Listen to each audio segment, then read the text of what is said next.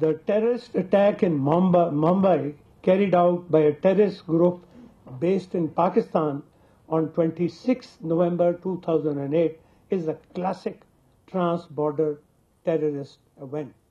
I hate to admit this, but this is true.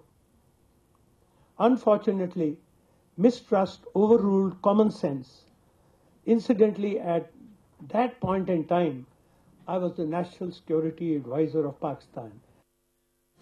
संदर्भात आपण अधिक चर्चा करूयात. आमचे प्रतिनिधी रामराजे शिंदे आपल्या सोबत आहेत. राम, पाकिस्तानच्या माजी राष्ट्रीय सुरक्षा सल्लागारांनी हे वक्तव्य केलेले आहे. त्यांचे विधान आहे की 26/11च्या हल्ल्याचा कट हा पाकिस्तानातच रचला गेला होता. पुन्हा एकदा पाकिस्तानचा बुरखा फाटलाय, त्यामुळे आता पुन्हा एकदा यानंतर काय काय घडामोडी घडण्याची शक्यता आहे भारतात आणि पाकिस्तानातही? सर्वात महत्त्वाचं म्हणजे की राष्ट्रीय सुरक्षा सल्लागार म्हणजे हे पद खूप मोठं असतं आणि ते देशाला संबोधित करतं, सल्ला देतं वेळोवेळी. मात्र त्यांनीच जर आता स्वीकारला असेल की 26/11च्या हल्ल्यामध्ये पाकिस्तानचा हात होता, म्हणजे ही खूप मोठी घटना म्हणावी लागेल आणि याचा पुरावा जो आहे तो भारताच्या हाती लागलेला आहे असं म्हणता येईल. दुसरा याच्यामध्ये महत्वाचं म्हणजे की भारत वारंवार सांगत आलेला आहे की या पाठीमागचा जो कट आहे तो पाकिस्तानमध्ये शिजला गेला होता आणि हफीज सईद याचा या पाठीमागे हात होता आणि त्या संदर्भातचे आवाजाचे जे नमुने होते ते भारताला मिळाले होते.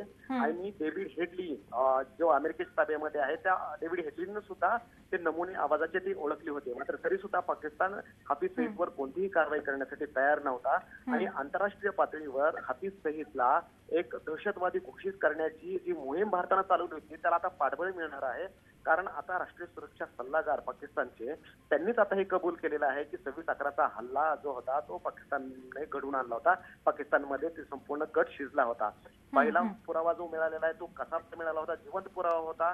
त्यानंतर जे ऑडिओ टेप जे होते ते सुद्धा पुरावे मिळाले होते आणि त्यानंतर आता हा सर्वात मोठा पुरावा की जो राष्ट्रीय सल्लागार जो आहे तोच म्हणतोय, म्हणजे ते एक खूप मोठा पुरावा म्हणावा लागेल याला. आणि याच्यामुळं भारतीय यंत्रणेचं जे आहे ते बळ आणखी वाढणार आहे. अगदी बरोबर राम, हा मोठा पुरावा जरी आपण म्हणत असलो तरी सुद्धा पाकिस्तानने हे मान्य करायला हवं, कारण नेहमी कितीही पुरावे भारतानं सादर केले तरी पाकिस्तानकडून ते नाकारले जातात. आपण पुन्हा एकदा प्रेक्षकांना ऐकवूयात नेमकं हे पाकिस्तानचे माजी राष्ट्रीय सुरक्षा सल्लागार काय बोललेत. The terrorist attack in Mumbai, carried out by a terrorist group based in Pakistan on 26 November 2008, is a classic trans-border terrorist event. I hate to admit this, but this is true. Unfortunately, mistrust overruled common sense. Incidentally, at that point in time, I was the National Security Advisor of Pakistan. झी 24 तास रहा एक पाऊल पुढे.